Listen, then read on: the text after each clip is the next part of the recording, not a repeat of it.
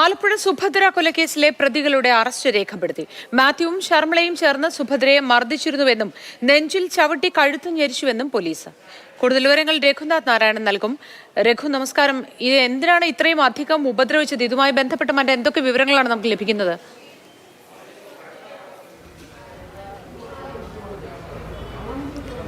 പ്രാഥമികമായ ചോദ്യം ചെയ്യൽ മാത്രമേ പൂർത്തിയായിട്ടുള്ളൂ. കാരണം ഇവരെ കൊണ്ടുവന്നത് തന്നെ 9 മണിക്കാണ്. അതിനുശേഷം SP അടക്കമുള്ള ഉദ്യോഗസ്ഥരെത്തിയിരുന്നു. പ്രാഥമികമായ ചോദ്യം ചെയ്യാണ്. ഇനി ഇവരെ കോടതിയിൽ ഹാജരാക്കേണ്ടതുണ്ട്. വൈദ്യപരിശോധനയ്ക്കായി ഞാനിപ്പോഴുള്ള ജനറൽ ആശുപത്രിയിൽ എത്തിക്കേണ്ടതുണ്ട്. അങ്ങനെയുള്ള നടപടിക്രമങ്ങളൊക്കെ പൂർത്തിയാക്കേണ്ടതുണ്ട്. അതുകൊണ്ട് വളരെ വിശദമായ ഒരു ചോദ്യം ചെയ്യലിലേക്ക് കടന്നിട്ടില്ല. പ്രതികളെ വൈകുന്നേരം കോടതിയിൽ ഹാജരാക്കും. അപ്പോൾ കസ്റ്റഡി കാലാവധി ആവശ്യപ്പെടേണ്ട എന്നുള്ളതാണ് പോലീസിൻ്റെ തീരുമാനം. കാരണം ഇനി വരുന്നത് ഓണ അവധി ദിവസങ്ങളാണ്. അതിനുശേഷം ഓണാവധിയൊക്കെ കഴിഞ്ഞ് തിങ്കളാഴ്ചയോ ചൊവ്വാഴ്ചയോടുകൂടി അന്വേഷണ ഉദ്യോഗസ്ഥർ കോടതിയിൽ സമീപിക്കും മുൻകൂർ കസ്റ്റഡിയിൽ വിട്ട് കിട്ടുന്നതിന്.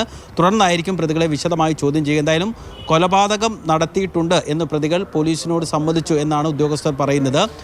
എന്തിനാണ് മർദ്ദിച്ചത്? കാരണം പ്രാഥമിക പോസ്റ്റ്മോർട്ടം റിപ്പോർട്ടിൽ സുഭദ്രയുടെ വാരിയെല്ലുകൾ മുഴുവൻ ഒടിഞ്ഞിരുന്നു. ഒപ്പം തന്നെ കൈയും ഒടിഞ്ഞിരുന്നു. അങ്ങനെ ശരീരത്തിൽ ക്രൂരമായി മർദ്ദനമേറ്റതിൻ്റെ ധാരാളം പാടുകളും തെളിവുകളും ഉണ്ടായിരുന്നു. എന്തിനാണ് മർദ്ദിച്ചതെന്നുള്ള കാര്യത്തിൽ പ്രതികൾ വ്യക്തമായ മറുപടി നൽകിയിട്ടില്ല. കഴുത്തിനും ഞെരിക്കുകയും നെഞ്ചത്തടക്കം ചവിട്ടുകയും ചെയ്തു എന്നുള്ളതാണ് പ്രതികൾ മൊഴി നൽകിയിരിക്കുന്നത്. എന്തായാലും ഞാൻ ആദ്യം പറഞ്ഞതുപോലെ തന്നെ പ്രതികളെ വിശദമായി ചോദ്യം ചെയ്യണമെങ്കിൽ ഇനി കസ്റ്റഡിയിൽ വിട്ട് വാങ്ങണം. അത് അടുത്ത ആഴ്ച ആദ്യമായിരിക്കും പോലീസ് കോടതിയെ സമീപിക്കുക.